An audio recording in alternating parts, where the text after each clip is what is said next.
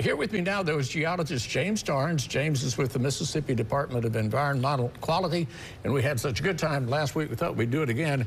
It looks like you brought some of your, I had the same, I had this same luck with my pets. What is all of this? All right, this is all Ice Age things that have been found around the state of Mississippi. Some of these are casts and everything. Mm-hmm. We talked about one of our older time periods, the late Cretaceous, but nothing has had more of a modeling and shaping of our landscape than actually the most recent time period, the Pleistocene epoch, which dates back to about 1.7 million years ago, and then ended at around 11,700 years ago. But it has shaped pretty much every square inch of our state in a number of ways, and I can tell you why. See, I guess, first of all, let me throw this in here. I guess that's the exciting thing about what we're talking about, all these fossils and rocks and what have you, because these things, they're not just found in a few special places. You can find these everywhere in Mississippi pretty much, can't you? That's right. Maybe not exactly this particular stuff, but you can find something somewhere. So we're not without, so everybody needs to have a shovel and a backyard and go after it. Tell us some of the things you have here. All right. Well, we've got quite a few things here. It wasn't all that long ago, 11,700 years ago, we actually had people here. People got to Mississippi probably around 13,500 years ago.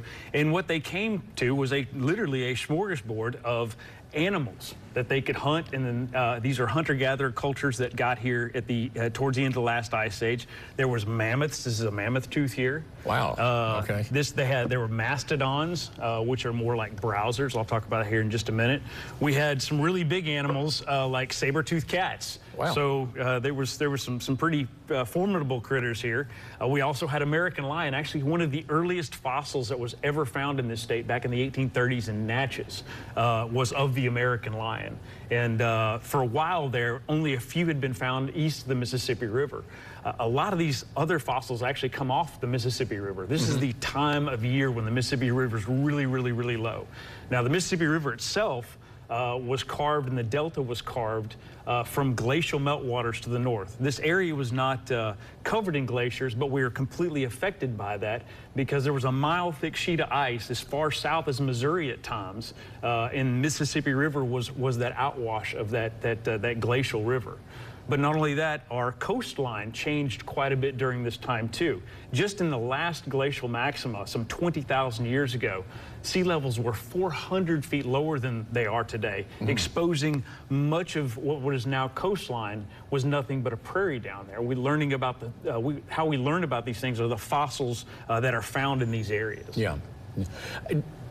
During this time when the sea level was so low, were people living here or anywhere in the world that would have lived down in that lower level? Yes, and we're learning out of archaeological sites in places like Florida that are they're miles offshore that they're finding these sites that are 8, 10, 12, 13,000 years old.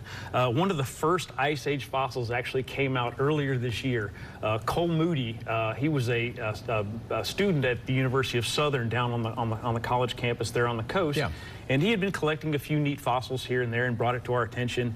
Well, earlier this year, he sent us a picture of part of a mammoth tooth. And then, so this was collected at low tide. So now we know kind of what the area was like during that time. It was more like a prairie type environment. These mammoths lived particularly in prairie environments. Yeah, so they weren't forest dwellers or anything, but grassland? Yes. Okay. Yes, yes. Yeah.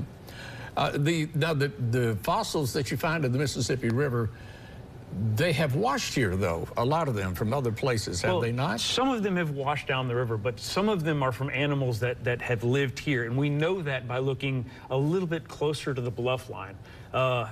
Similar fossils have been found in the Mississippi Lurse Bluff region. Now, the Lurse Bluff region, which stretches all the way from Memphis all the way to Natchez, you see it in Yazoo City, you see it in Vicksburg, and that what we call that brown loam through there, those hills, that's actually Ice Age glacial flour that blew off the Mississippi River. Yeah. And we can tell that from the fossils that are found in the bluffs and also the fossils that are found out in the river itself, what ones were actually here versus what ones have actually washed in. As soon as I said that, I remembered we were on a rock hunt up at Rosedale one time, and you were telling me that most of these animals came within about a half a mile or 2 miles of where we are. So now that I remember that before I asked next time.